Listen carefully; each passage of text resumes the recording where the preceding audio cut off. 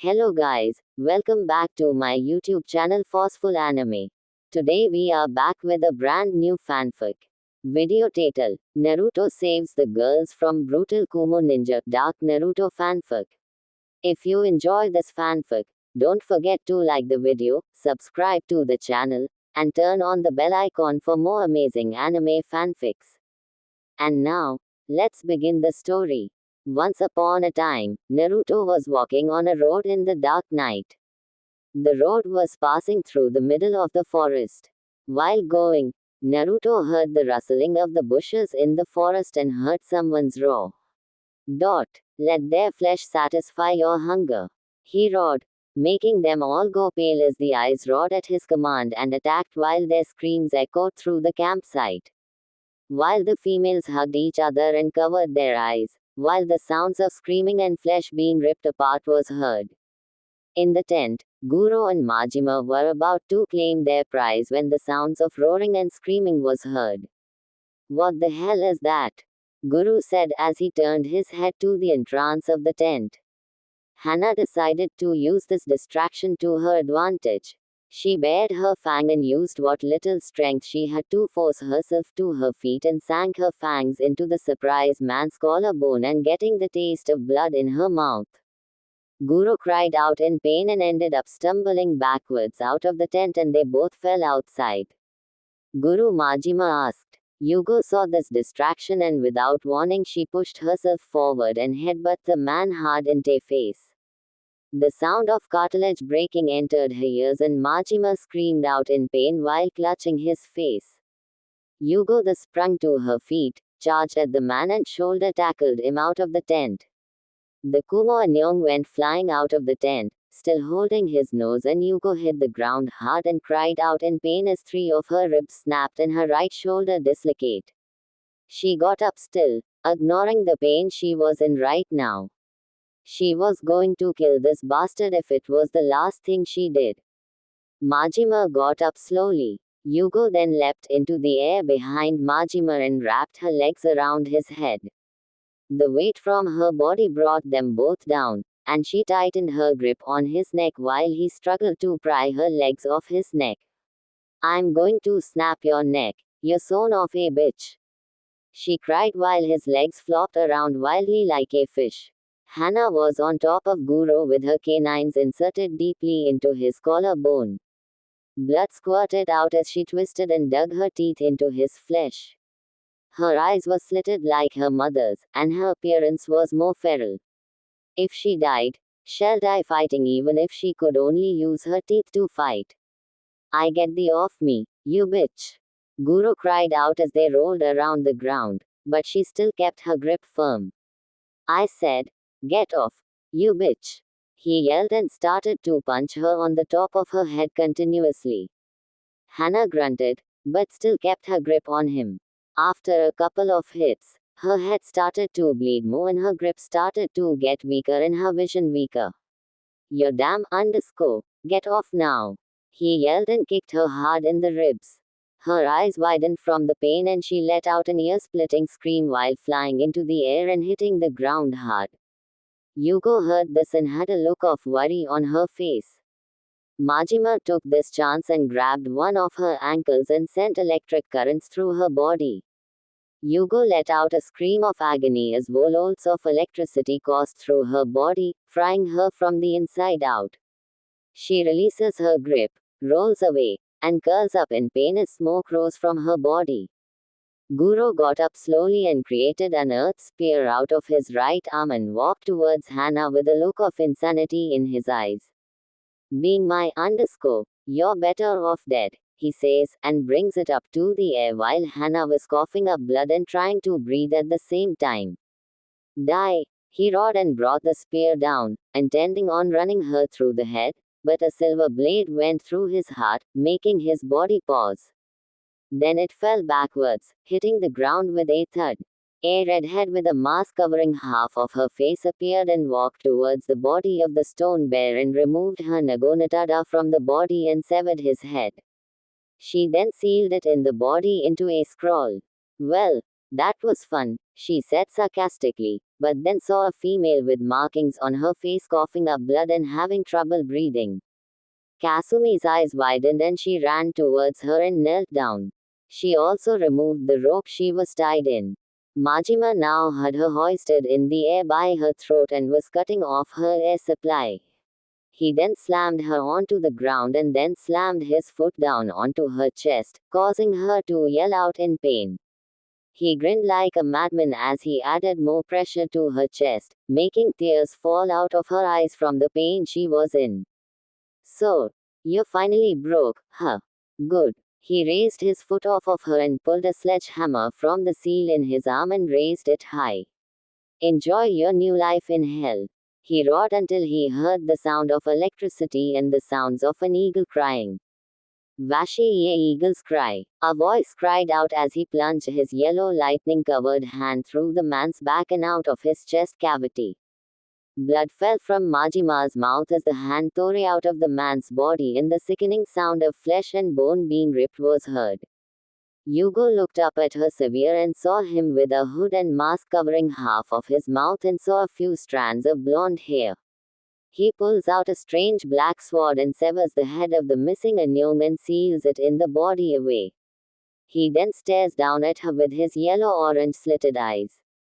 He then sheathes the sword and walks towards her. She tries to sit up but falls back down in pain. Ner kneels down, cuts her free from the rope, and looks at her. Your right shoulder is dislocated. I'm going to put it back in place, he said. Yugo nodded and watches as he places his right hand on her shoulder and his left hand on her arm. He then places a firm grip on her shoulder and pushes it in fast and hard. Ah, goddamn it. That underscore hurts, Yugo yelled. Naruto then placed one arm under her leg and the other one on her back and carefully lifted her up, holding her bridal style. Why are you doing? She asked with a tint of pink on her cheeks due to the fact that she could feel the muscle from his arms. Helping you up. You have 3 cracked ribs, and if you try to walk, they'll puncture your lung, he answered. Getting in awe from her while walking towards Kasumi, whose hands were glowing white trying to heal Hana, who was breathing slowly. Will she be alright? Yugo asked while Kasumi nods without looking at her. Hi, she will soon, but her lungs have been punctured by some broken ribs. She also has a small crack on the left side of her skull and a broken collarbone. We have to take her back to our place to treat her thoroughly. Kasumi answered. Naruto performed one-handed seals and finished them at the ram seal. The raptors had just finished with their meals and were now leaving the bloody camp. Kasumi stopped healing Hana and went to free the women. After that, she helped Hana up, who winced in pain. Kasumi, hold on and don't let go, he said as a yellow aura surrounded them and they vanished. Meanwhile, an Ambu with a hawk mask saw this and Shanino informed the Hokage underground Uzaki compound recovery room. Yugo slowly opened her eyes and found herself in a bed with a cover on top of her. She had some patches and bandages on her face and her forehead was wrapped as well. She lifted the covers and found herself wearing a purple robe. She then sits up carefully and sees that her arms, legs, and torso were bandaged also. The room was pure white and there were different kinds of paintings in the room. Yugo then looks around to see Hana, who had bandages on her as well and was sleeping softly. Where are we? The last thing I remember is disappearing from that camp and appearing in front of a compound before passing out. She thought, but then heard footsteps. She looks at the door only to see a 14-year-old girl with red hair and bluish-green eyes walk in with a tray with 2 bowls on it. She also had canines jutting from her upper lip. She was also wearing a sleeveless tank top shirt that hugged her body and showed off her figure, which seemed to be more developed than other 14-year-old girls. She also wore crimson red pants and black ninja sandals. She blinks at Yugo a few times, then smiles. So, you're finally awake. That's good, she said with a kind voice. The Ambu captain nodded but looked at her in shock. So, you were the girl who works with the Reijutaha. Kasumi nods and walks forward and sets the tray down. Yes, that was me, she answered, causing Yugo's eyes to bulge. B. But you're so young, she stammered while Kasumi sat in a chair. So my brother is stronger and he's only 3 years older than me, she stated while Yugo's mouth hung open. Tharayui Chuti is your brother and he's only 3 years older than you, Yugo asked. Kusum nods but laughs at the expression on her face. Yeah, he is. I don't see how you find it so hard to believe. I mean, your village did have an Ambu captain who was 13 when he joined, Kasumi says, and Yugo couldn't help but agree. But then a serious expression appeared on her face. Why did you save us, she asked with a tone that sounded like a demand, but froze when Kasumi gave her an icy glare. It was either save you or let those bastards rape you and those women they caught. The Ryushi Juti may be feared throughout the elemental nations, but he's not heartless. There are only a few things he hates and they're traitors, criminals, perverts, and rapists, she said, straining the word. He'd kill anyone who would think of raping another person, especially females. After all, he did stop that slave trade that the Yakuza had in Ocean Country and also killed the mayor bosses who started it. So, if I were you, I wouldn't jump to conclusions. No wonder he hates Konoha, she said, while Yugo looks down in shame. But then her eyes widened. Wait, why does he hate Konoha? What did we ever do to him, she asked. You misunderstood me in Busan. It's not Konoha he hates, but the people who run the village. He stated that the ones who run the village are arrogant, short-minded, corrupt, and power-hungry fools who'd stab each other in the back because they trust no one, Kasumi replied, which caused Yugo to protest. That's not true. Not everyone in Konoha is like that. The Hokage is an honorable and respected person. She'd never stoop to being corrupt. Kasumi sighed again. You misunderstood me. I wasn't referring to the Hokage. I was referring to Konoha's council. I mean, it's their fault that the village is suffering right now due to the fact that they banished a ninja who not only saved the countries you were tied to, but also because he failed to bring back a traitor who had a bloodline and went to an even bigger traitor. But what's worse about it is that he was banished for containing a buju, but not just any buju, the Kaubi no Kitsune. Is that true or not, she asked in an icy tone. Yugo flinched at her words and looked at the sheets of her bed. It is true, a lot of countries are disgusted with what we did, even the ones who had Ginurikis. The fire demo is also disappointed with us and punished us for our actions towards the boy. Only 20% of us respected the Yan Times wish. But the rest, well, you know, I held no hatred for the boy and was even his bodyguard when he was little. He was the barrier that protected us from the Kali Roth. And those fools nearly destroyed it, she said while clenching her fists. I just hope that he's living a great life now, that he doesn't have to look over his shoulder in fear anymore, she said with a sad smile on her face. Kasumi just looks at her and her expression softens. She looks over to see Hana groaning and opening her eyes. Why the hell does my head hurt so much? Feels like my skull was smashed in with a rock, she said and tilts her head and sees Yugo and a red-headed female looking at her. Yugo, who is that and where are we? She asked and sat up but groaned in pain. Kami, my ribs hurt, she whined, getting a giggle from Yugo who also winced since her ribs hurt too. Kasumi chuckles but then gets up from the chair to get the 2 bowls of stew she had and walked over to Yugo's bed and handed her one. Thank you, she said while Kasumi walked over to Hana and gave her the other bowl.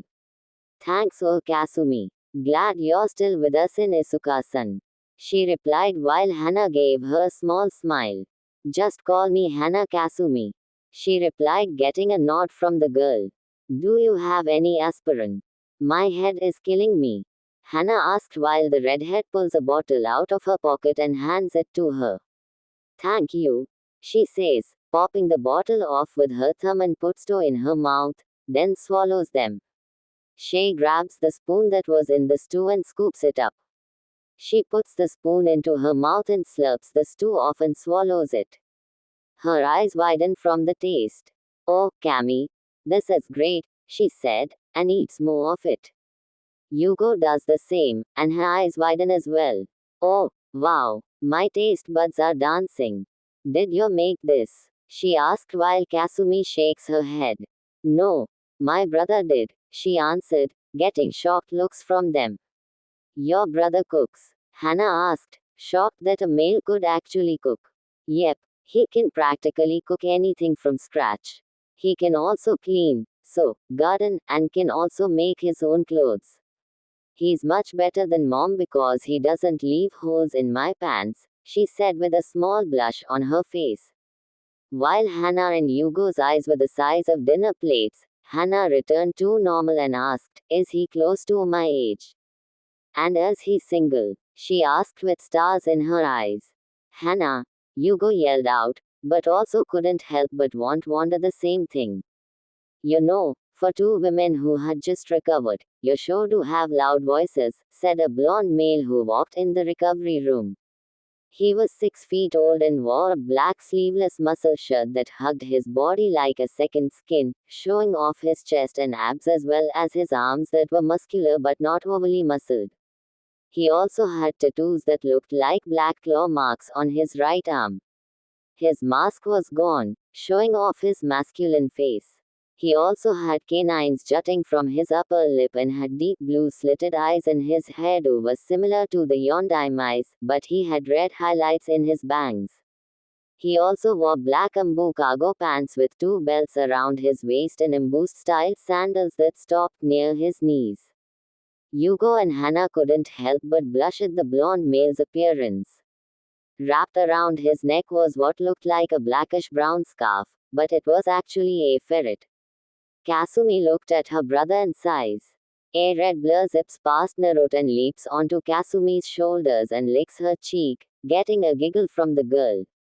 It was Benny. "I'm Bunny-chan, did you miss me?" Kasumi asked the two-tailed kid who yipped and nuzzled her cheek while she scratched her behind the ear. Nar groans while the ferret unwraps herself from his neck and leaps off his shoulder and lands on Hugo's lap. Hugo stopped ogling Nar and looked down at the ferret that stared at her with her silver gray eyes and squeaked while tilting her head to the side. The female swordsman had to suppress a cow-eye when it looked at her. The ferret then crawled up her arm and onto her shoulder and then licked her face. She likes you, Hugo, Hannah said, but was inwardly fuming because she wanted the ferret to lick her face also. Hugo let out a giggle and rubbed her finger under the ferret's neck gently. Nar raised an eyebrow at this. Wow, I've never seen Hanan act like that with a stranger before, he said while Hanan snuggled into Hugo's arm and purred when she stroked her back. Hannah was pouting at this and wanted to hold the cute ferret. Kasumi saw this and giggled. Benihime leapt off of her shoulder and ran to Hannah's bed and laid in her lap, shocking the girl. She then stroked the fox's ears and she purred. Why does this fox have 2 tails? Hannah asked and Naruto answers. She was born with them. Her mother had 3 tails, though. She won't gain it until she turns 2. Benihime looks at him and glares. Don't give me that look, fox. You know I'm right, he says while she yips at him and lays her head back down. Cranky fox. Anyway, I'm afraid you two will have to stay here for a while. Your injuries were very serious when we rescued you, especially yours, Hannah. 3 of your ribs snapped and punctured your lungs, which caused some serious internal bleeding. You also had a crack in your skull, and a nasty gash was on the back of your head. Kasumi managed to stop the internal bleeding, but we had to pull the broken ribs that were in your lung carefully and then had to regenerate the cells in it. Your ribs will take 2 weeks to heal, and your skull will take a couple of days, but you'll suffer from minor headaches for a while, so try not to think too much, he said in a joking manner, only to get smacked upside the head by another redhead that walked in wearing a black mesh shirt and red pants. Don't be a smart Sochi, she said while Naruto rubbed his head. Yugo's eyes widened when she saw the woman who she thought died. Kusha sensei, she asked while Kusha looked at her then smiled. She walked over to Yugo who had tears form in her eyes until the Uzumaki was a few inches away from her. Hey, Yu-chan, it's been a while, she said. Yugo pulled her master into a hug and sobbed into her shoulder. Kusha returned it and rubbed her back with her hand. Hana's eyes widened. She was looking at Kusha Uzumaki, the aka Arashi and strongest kunoichi who was on par with Tsunade. Yugo and Kosa released each other. Sensei, I thought you died when the Kaubi attacked, she said while wiping her eyes with her sleeve while Kusha shook her head. No, I didn't. I left because Sarutoi told me that my son died, she said saying Toby with venom in her voice. Hana blinked in confusion. Wait, you had a son. Who was he and who was the father? She asked and that's when Naruto walked up. Me. Can you guess who my father was? Nar asked while Yugo and Hana looked at him and their eyes became big. And no way, you are the son of the Yandami. Oh, Kami, Konoha banished his son. What have we done? Hana said with a look of dread on her face. Nar just chuckles. Imagine the villagers' surprise when they find out that I'm not only the Yandaim's son, but the Ryushi Juti. He said while their jaws dropped to the ground. You are the Rushi Juti. Yugo yelled while Nato nodded. Yep. So who is she sensei? Yugo asked pointing to the 14-year-old. My daughter Kasumi. I had her with I got remarried to another man. He's not here right now. He went to Kiri to deal with some pirates that were raiding the docks. Kusha answered. Now that we know who you really are, what's going to happen to us? Hana asked, hoping that Nar won't kill them. Nothing. Once you're healed up, you're free to go. It doesn't matter to us. Kona has no threat to me or my family, and we can deal with any ninja that comes from there. He answered and walked over to Kasumi and placed his hand on her head. Kasumi here is on par with Hitaki TM and can take on 2 Umbu units without breaking a sweat. He replied while she smiled. Sorry, but I won't tell you how strong I am. That was when a raptor appeared in front of Nar growling and chirping. Said Blonde's eyes widen and they narrow. How many? He asked while the raptor chirped. Damn. Ka-san, I'll be back. We appear to have some guests in our jungle, he said and walks out of the room while the raptor disappears in a puff of smoke. Nar, who is it? Kusha asks. Nar turns around with a dark look on his face. Kona Hanin. He answers while his eyes went from deep blue to yellow-orange. Kusha's eyes widen and her eyes narrow. Take Kasumi with you and deal with them. Try not to kill them though. Break them in half if you must, she said while Naruto nodded. Let's go Kasumi. We have trash to throw out. Nar called out and Hisamoto ran out of the room saying hi and runs past him to get her gear. Nar then walks into the dark tunnel as well while his eyes glowed in the dark. Meanwhile, several Konoha Nanyong were running through the dark dense jungle. They were Asuma, Guy, Anko Karani, Kakashi, Nejika, and Akamaru. Their mission was to search for Yugo and Hana who were reported to have been abducted by the Ryushi Juti and his partner Bai and Umbu. Anate had no choice but to send them to try to retrieve them or listen to the council bitching about it. Kakashi, however, was still a Tunin despite the elders' protest, but the Senju wouldn't hear it, stating that he abused his position and needs to be humbled. His colleagues heard about the thrashing he got from Karani after what he said and didn't feel sorry for the man. They just ignored him and didn't invite him for drinks or any other things they did on their downtime. Anko also gave the Cyclops a thrashing he'd never forget. They continued to run until Asuma stopped as did the others. They heard growling. What the hell was that? Enko asked. Don't know, but I've never heard something growl like that. Ka sniffed the air and got stiff. Whoever growled like that is reptilian. The Inuzuka replied. Ni activated his Bakugan to try and find the source. That odd. My Bakugan isn't picking up any heat signatures. They must be capable of lowering their body temperatures, he said as he increased his vision, but still got nothing. Great. So, we do not know if they're a threat or not, Kakashi asked while Guy pulls out two black tinfas. Get ready for a fight, everyone. Whatever Ka and Akamaru sensed are close by, he said in a serious tone. Asuma pulled out his trench knives. Ka flexed his claws and Akamaru's first stood up. Neji got into a Jukan stance with his Baikugan activated. Enko pulled out two kana as did Kurenai and Kakashi. Suddenly, a bunch of red, yellow, orange, and green eyes appeared around them, growling from the tropical plant life. One leapt out of the plant life that hit them and landed a couple of feet away from them. The Junin had looks of shock, fear, and awe when they saw the reptilian creature stand before them hissing. It was 6 feet tall, 13 feet long, and weighed around those of pond.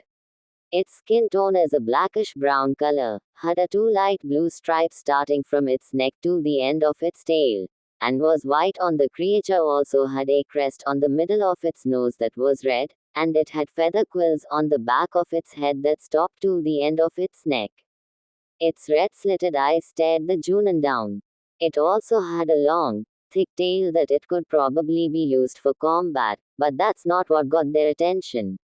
On its long arms were 3 pairs of long black curved claws that appeared to be razor sharp. And on its feet were 3 claws, but the third one was longer and stood straight up and looked like it could cut a person open with a mere twitch. The creature then snarled and opened its maw, revealing a pair of razor-sharp teeth that could tear through flesh as if it were paper. Every Junin had wide eyes when they looked at it. What kind of animal is that?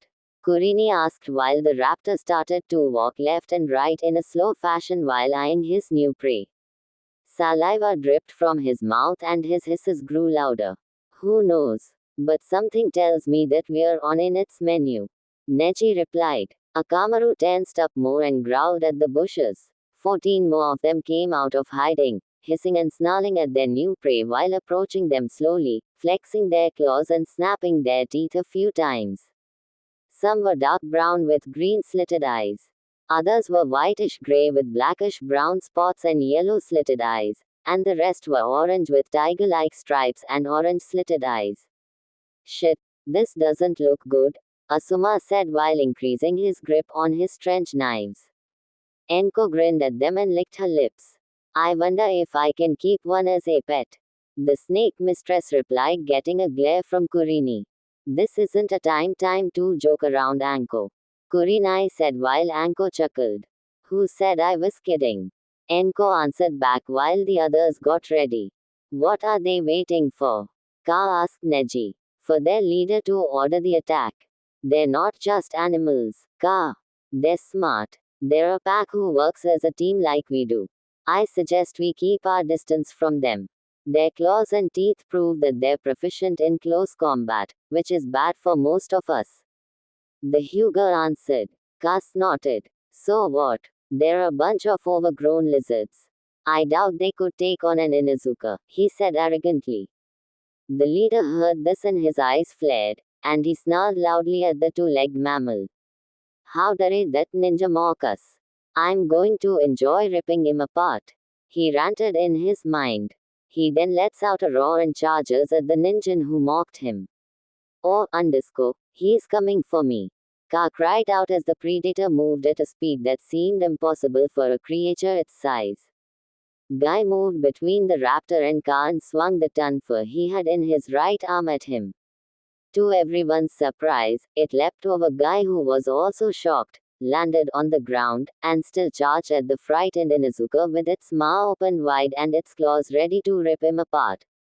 Before he could do that, Enko delivered a roundhouse kick to the leader's side and sent him tumbling on the ground. Enko glared at Ka, who had the nerve to look sheepish. Don't get you mutter. Next time, I'll let him rip you apart, Enko said in a scary voice. The leader got back up on his feet and roared. The other roared back and charged at their new prey. Enko and the leader stared each other down. He growled at the scantily clad Kunoichi, who just smiled, which confused yet irritated the raptor. They circled each other, waiting for one to attack. The raptor just hissed and flexed his claws while Anko's grin became predatory. The leader then charged at Enko, who had her two kana ready and started snapping at her head. Enko dodged them, and after the fifth one, she kicked the hunter in its lower jaw, causing him to stagger back a little. He shook his head to get the stars out of his head and saw the snake mistress charge at him and swing one of her kani at his throat.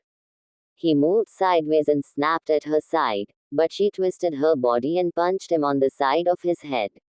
The raptor grunts a little from the punch, but couldn't help but be impressed with this ninja's strength. Too bad he had to kill her.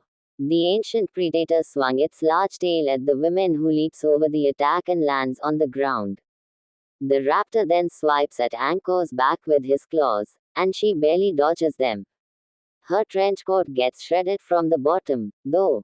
She looks down her ruined coat and glares at the raptor. "You damn lizard. This is my favorite coat. I'll take your hide as compensation." She yelled and charged at the raptor, who roared back and charged towards her. While the Konohan were taking on the pack, two dark figures with yellow-orange eyes were watching the fight. "It appears our friends have found the rotten leaves. Let's go, Kasumi," he said as he draws his katana from his back. Because does she. Thank you very much for watching the video till the end.